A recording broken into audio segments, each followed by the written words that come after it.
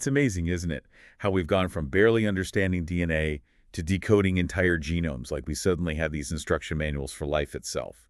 And speaking of deep knowledge, that's exactly where we're headed today. Right into the heart of genomics, synthetic biology, and evolution, all based on that huge summary you sent over. Exactly.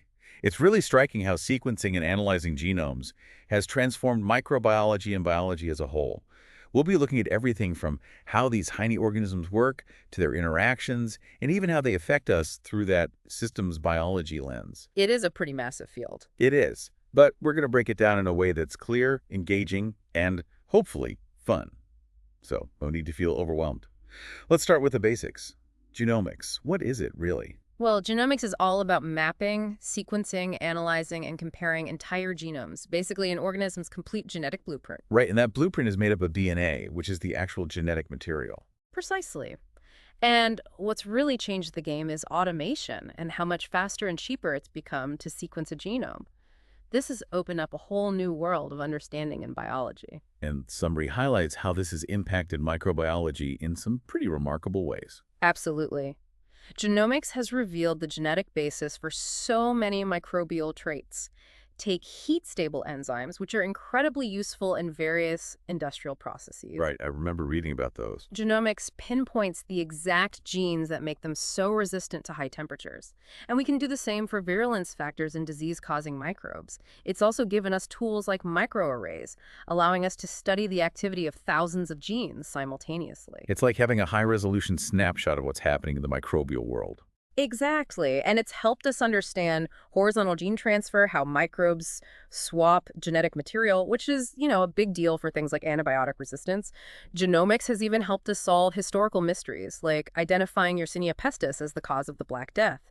And then there's the discovery of CRISPRs, these amazing bacterial defense systems that have revolutionized gene editing. I remember when CRISPR first hit the scene. It was huge. And speaking of big discoveries, the summary mentions vast databases, like GOLD, these public repositories of genomic information. It's a huge collaborative effort.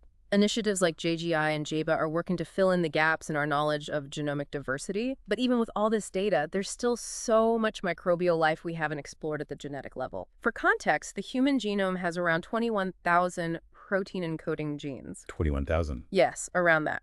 But the microbial world is vastly more diverse. That's mind-boggling. We've already found genes for those heat-stable enzymes, virulence factors, even discovered entirely new phylae of microbes like Thalmarchiota.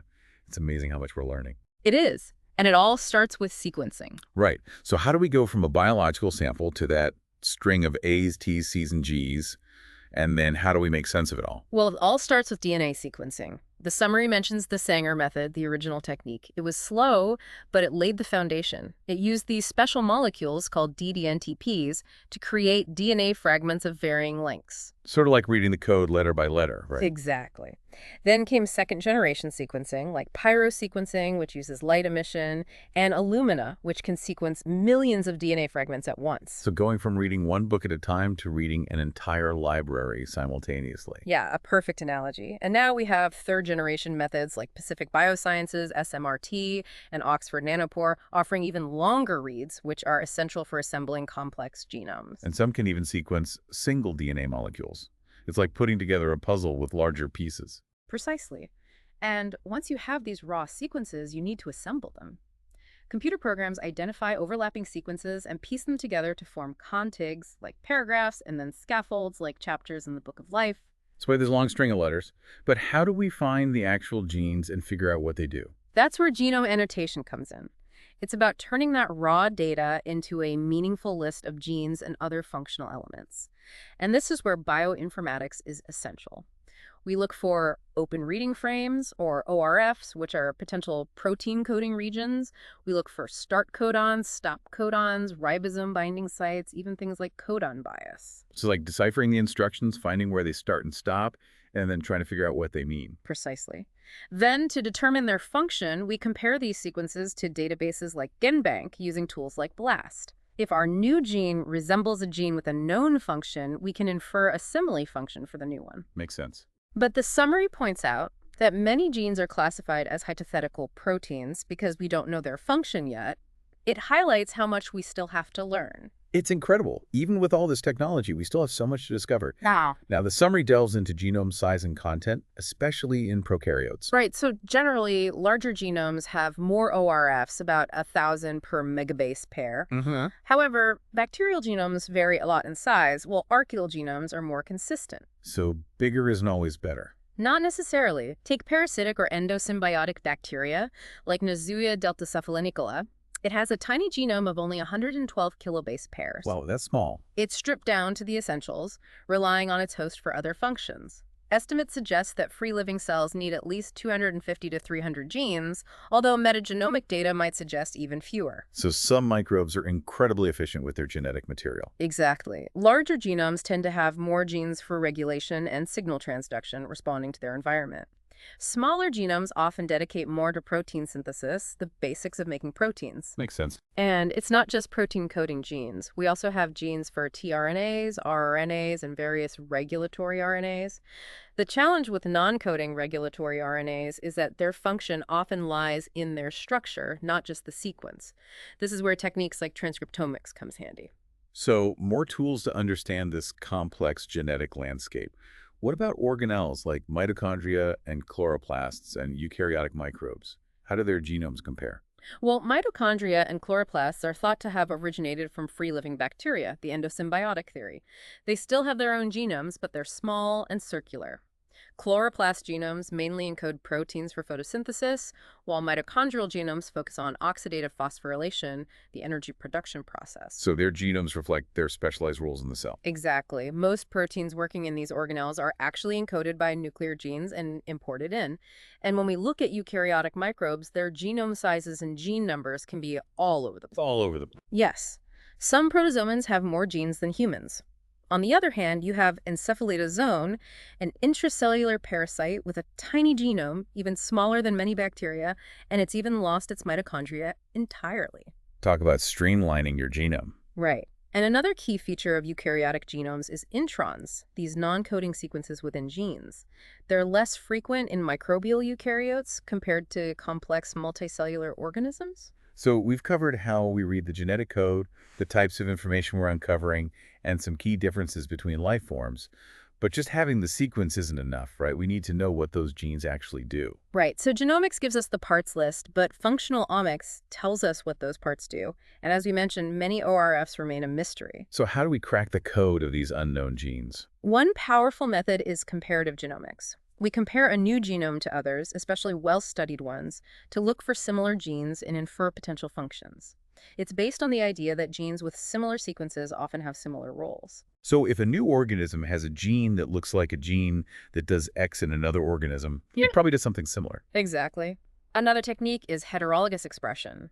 We express a gene from one organism in a model host like E. coli and see what happens. Kind of like a controlled environment to see how the gene behaves. Right. That's how scientists identified antibiotic resistance genes in a multi-drug resistant bacterium. They expressed different genes in E. coli to see which ones made it resistant. And this approach can also help find new antiphage systems, bacterial defenses against viruses. That's clever. And the summary also talks about Tn-Seq, transposon sequencing. Tn-Seq. It's a great way to figure out gene function on a large scale. You create a library of mutants, each with a transposon inserted into a different gene. Then you expose them to specific conditions and see which mutants thrive or disappear. So if a mutant with a disrupted gene struggles in a certain environment, that gene is probably important for survival in that environment. Exactly. The idea is that the transposon disrupts the gene, affecting the mutant's fitness, and the abundance of each mutant reflects its fitness. Essential genes won't have viable mutants. It's a systematic way to figure out what genes do without studying each one individually. Efficient and elegant. And speaking of efficiency, metagenomics allows us to study organisms we can't even grow in the lab. It's a game changer. Metagenomics analyzes DNA or RNA from an environmental sample, capturing the genetic diversity of an entire microbial community, which we call the metagenome. Most microbes are difficult or impossible to cultivate, so this allows us to study them directly in their natural habitats. So even if we can't isolate individual species, we can still get a sense of what genes they have and what they might be doing. Exactly. We can look for specific groups of microbes, genes for things like antibiotic resistance, even without assembling complete genomes. The summary also mentions the human microbiome, those trillions of bacteria living in and on us, mostly bacteroidates and firmicutes in the gut. And of course, the mycobiome, the fungal part of these communities. Our own personal ecosystems. Fascinating. So metagenomics gives us a broad overview, but how do we know which genes are actually being used under specific conditions? That's where transcriptomics comes in, right? Exactly. Transcriptomics is all about the transcriptome, all the RNA molecules present in a cell at a given time. So it's a snapshot of which genes are active. Right. Before RNA sequencing became popular, scientists used gene chips, also known as microarrays. These are surfaces with thousands of tiny spots of DNA, each corresponding to a specific gene. Like a genetic wanted poster. Yeah, kind of. You add labeled DNA or cDNA from your sample, and if a gene is being expressed, its cDNA binds to its spot on the chip. It's a way to measure gene expression levels. But RNA sequencing, or RNA-Seq, is much more powerful. RNA-Seq has become the go-to method. Why is that? Well, with RNA-Seq, we isolate all the RNA, convert it to cDNA, and sequence it. This tells us not only which genes are transcribed, but also how much RNA is produced for each gene. Plus, we can study things like untranslated regions and non-coding RNAs. It's become the standard in many areas of research. So from DNA to RNA and now to proteins, the actual workhorses of the cell, how do we study them all? That's the realm of proteomics. It's the study of an organism's entire set of proteins, which is often called the proteome. Sometimes, though, proteome can also refer to all the proteins that could be encoded by a genome.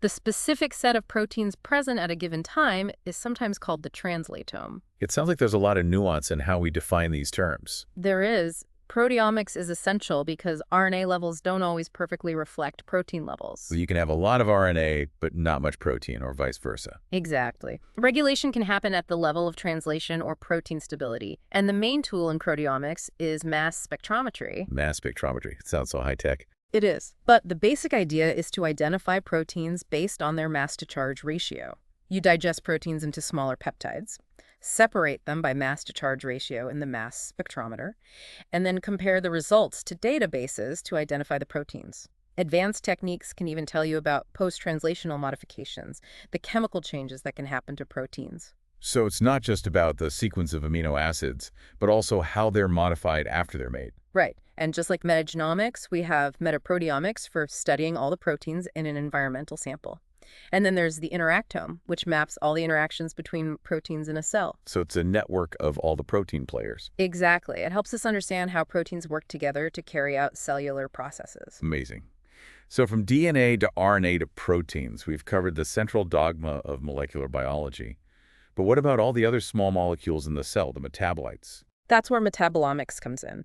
It's the study of the metabolome, all the metabolic intermediates and small molecules like sugars, lipids, amino acids, and secondary metabolites. It helps us understand metabolic pathways, how organisms respond to their environment, and even find biomarkers for diseases. Metabolomics sounds incredibly complex. It can be. The sheer diversity of metabolites, their low concentrations, and the technical challenges of identifying them have made it lag behind other omics fields. But techniques like mass spectrometry and nuclear magnetic resonance are getting better. So we have genomics, all these functional omics, metagenomics, transcriptomics, codiomics, and metabolomics. Each gives us a unique piece of the puzzle. But how do we put it all together? That's the beauty of systems biology. It integrates all this data to build comprehensive models of biological systems. It's about understanding the emergent properties, the complex behaviors that arise from the interactions of all these components. So it's more than just the sum of its parts. It's about how everything works together. Exactly. The summary highlights a couple of great examples. One is single-cell genomics, or SCGU. It allows us to sequence the genomes of individual cells isolated from environmental samples. Wow, that sounds challenging. How do you even isolate and sequence the DNA from a single cell? It involves techniques like dilution, encapsulation in microdroplets, or fluorescence-activated cell sorting. And then you need to amplify the DNA before sequencing. Multiple displacement amplification, or MDA, is a common method for that. So what's the big deal about studying single cells? Well, it reveals the diversity within a population. Not all cells are the same, even within a seemingly uniform group. We can see the different metabolic potentials of individual cells and even link genes to specific species in a complex sample. It's like getting a personalized genetic profile for each cell. Precisely. And it's especially exciting for studying microbial dark matter, those microbes we know exist but haven't been able to cultivate. Single-cell genomics can give us clues about their characteristics and maybe even help us figure out how to grow them. That's amazing. Yeah. And the summary also talks about how these integrated omics approaches are being used to study Mycobacterium tuberculosis. Right. M. tuberculosis is a major health problem, and systems biology is helping us understand its pathogenesis, drug resistance, and dormancy mechanisms. The goal is to find new drug targets. One cool technique is dual RNA-seq, which allows us to see what genes are active in both the bacteria and the infected human cells at the same time. So we can see how the pathogen and host are interacting at the genetic level. Exactly. This has revealed things like how M. tuberculosis uses host cholesterol for energy and the roles of specific proteins in infection. Scientists have even mapped the M. tuberculosis interactome, the network of protein interactions, to find potential drug targets that won't harm human proteins or the good bacteria in our microbiome. So it's about finding those Achilles heels, those specific vulnerabilities in the bacteria. Precisely. And proteomics and metabolomics are also helping us identify virulence factors and understand how the bacteria interacts with its host. All these different omics data together are giving us new ways to think about treating tuberculosis. It's like we're building this incredibly detailed intelligence report on the enemy. And then the summary moves on to personalized medicine, the potential of systems biology to revolutionize healthcare. It is a game changer. As sequencing gets cheaper, we're finding millions of genomic variations that can affect our health and how we respond to drugs. Personalized medicine aims to use this data to tailor healthcare for each individual. So healthcare that's truly personalized. Exactly. The summary talks about an integrated personal omics profile, or IPOP, combining genomic, transcriptomic, proteomic, and metabolomic data. This profile could provide a detailed picture of your health and even predict your risk for certain diseases. There's even a case study about how an IPOP helped predict type 2 diabetes. It's like having a personalized health forecast. That's incredible. It is, and this goes beyond just prediction. Omics is also helping us understand the immune system, leading to new immunotherapy strategies, especially for cancer. By analyzing an individual's immune system at the molecular level, we can develop more targeted and personalized therapies. And systems biology is also helping us find new diagnostic markers for diseases by identifying unique molecular signatures associated with those diseases. So we've gone from the basics of DNA to this incredible potential for personalized medicine. It's amazing to think about how far we've come. So just to recap, we started with genomics, learning how to read the blueprint of life. Yeah. Then we explored the different functional omics, metagenomics, transcriptomics, proteomics, and metabolomics, each one giving us a different perspective on how genes are expressed and function. And finally, we looked at systems biology, which integrates all this data to understand complex biological systems as a whole. Yes, and hopefully this deep dive has been both comprehensive and, well, digestible. We covered a lot of ground. We did, but in a way that hopefully makes sense and sparks curiosity. What's clear is that these omics approaches are transforming our understanding of life, especially in the microbial world. And this understanding is leading to real benefits for human health. As we wrap up, I'm left wondering, with this incredible power to read and perhaps even rewrite the code of life, what amazing discoveries await us in the future. It's an exciting time to be alive.